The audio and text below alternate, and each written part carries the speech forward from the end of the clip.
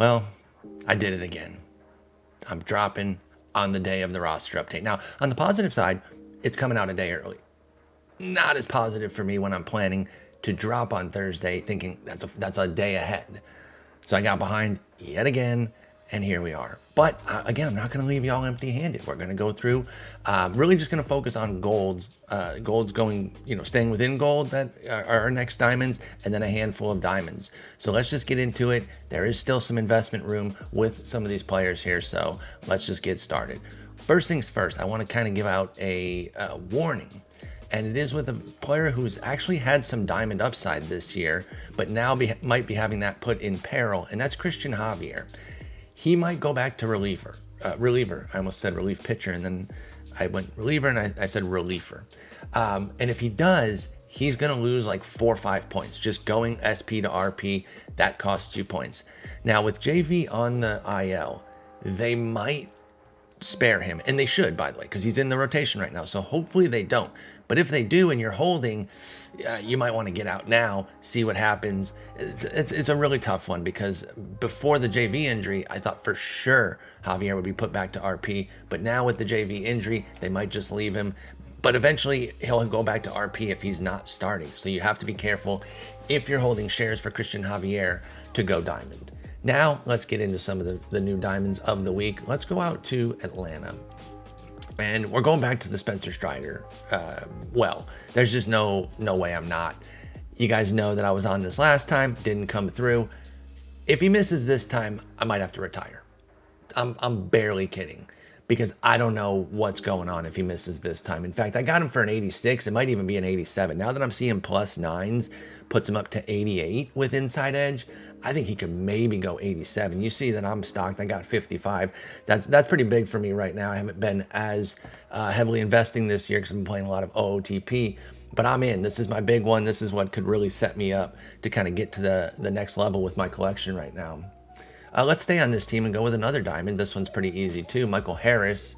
You see those plus 12s get him up to 87. He was awesome.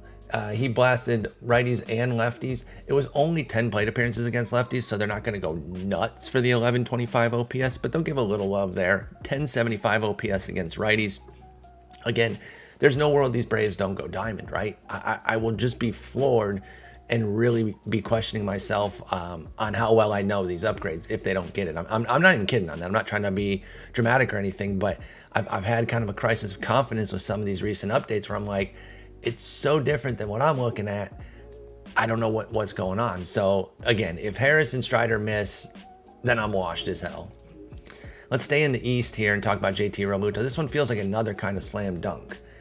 He does need 2 points, but he's been obscene against righties, 414 average, 1107 OPS, and strong enough against lefties. 273 average, you're not necessarily going to get any contact there, but a 903 OPS, and he's been dialed in since July 1st. So that's even beyond this update period. That's almost 2 full months. It is 2 full months. Today is September 1st. He's been playing like a diamond over that entire period. So it's time. 329 average and, a 1006 OPS in that time for JT Realmuto.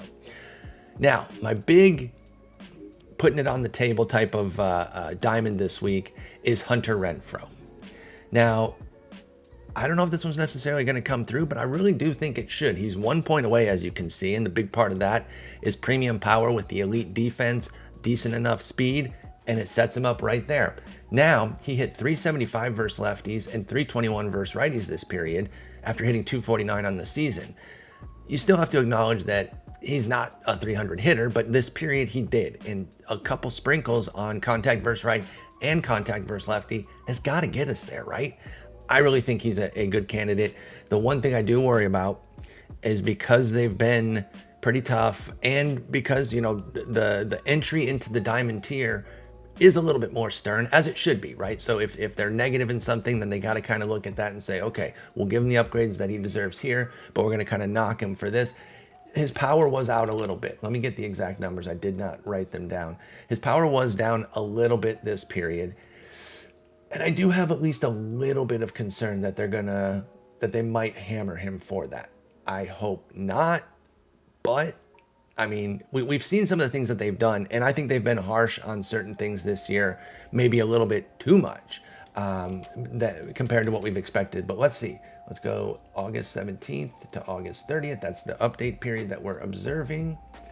And his power for Hunter Renfroe.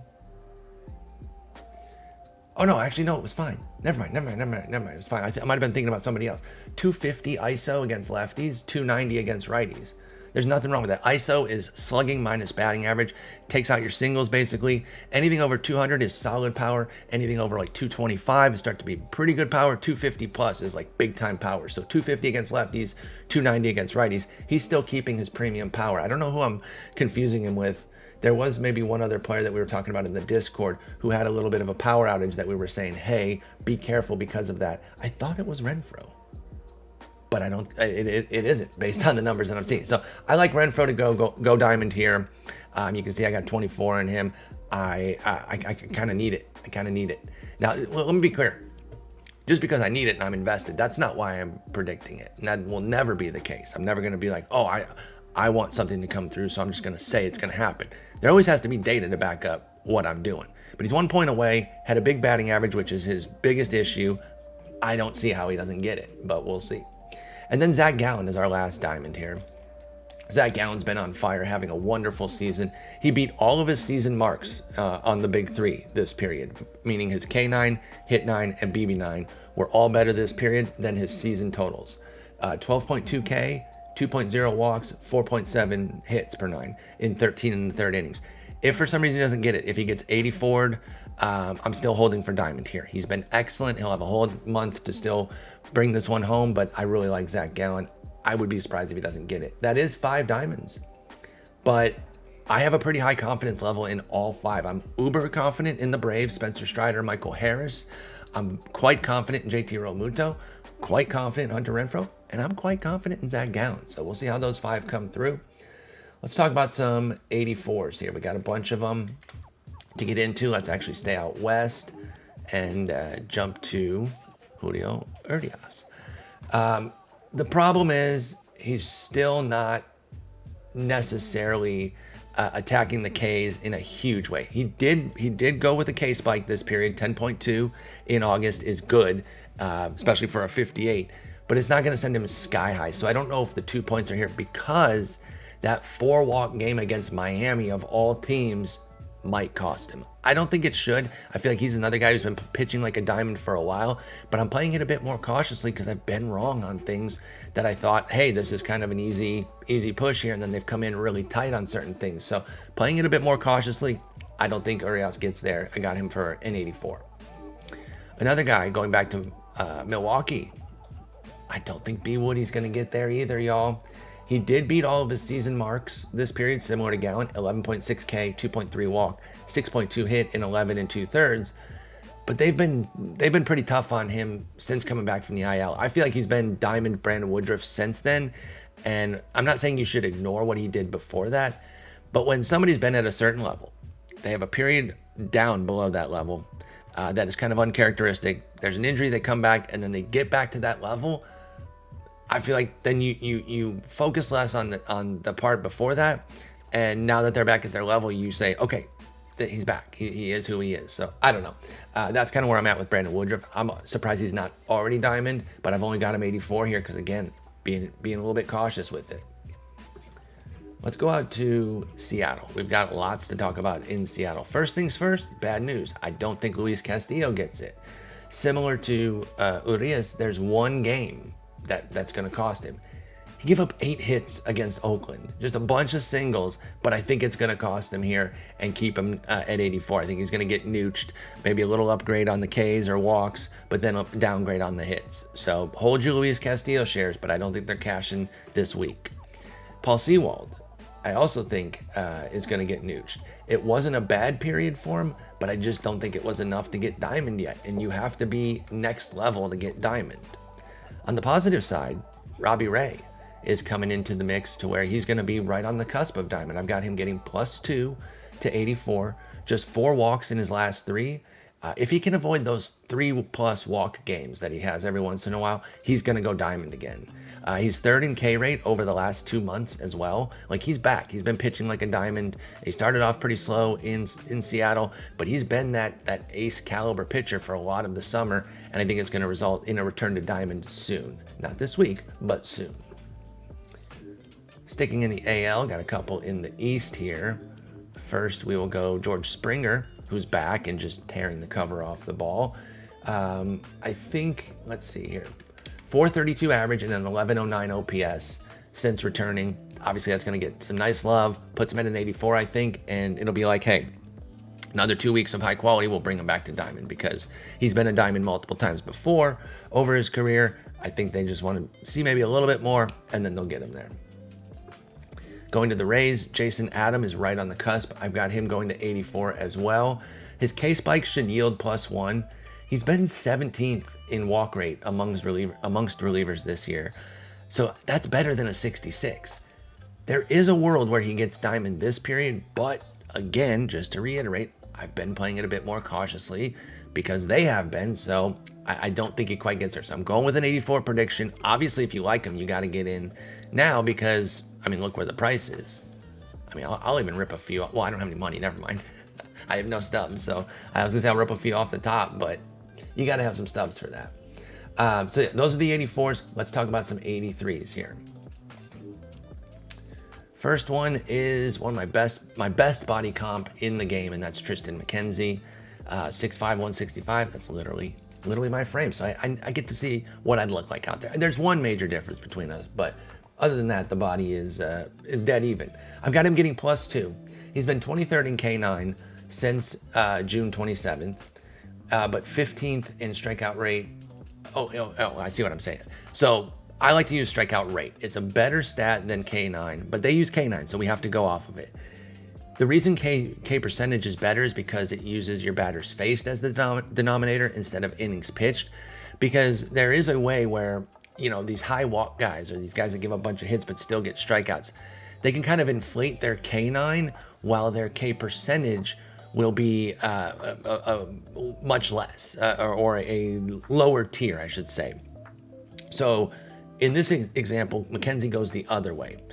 He's so efficient that his strikeout rate is 28%, which puts him 15th in the league. But his K9 is 9.3, so he's 23rd. So he's almost being punished for being too efficient, and I think that they might not upgrade his K9 as well as they should because of that discrepancy between the two stats. So there is diamond upside. Plus, there's a potential playoff run, so he doesn't just have to do it next month. There's a good chance that they're going to make the playoffs, so there will be time here. If you're invested in Tristan McKenzie, just stick with him. Let's go back to the Rays real quick and talk about Isaac Paredes, who's going to go up to an 83, I believe. Nice little power surge again. Still no average against righties, so that's fine. I mean, he hit 188, so the 44 might go down a little bit, but, you know, I say just kind of leave it. He's bad there, and he stayed bad. But he had a 438 ISO against righties. Remember when I told you that an ISO 250 is premium power? He had a 438.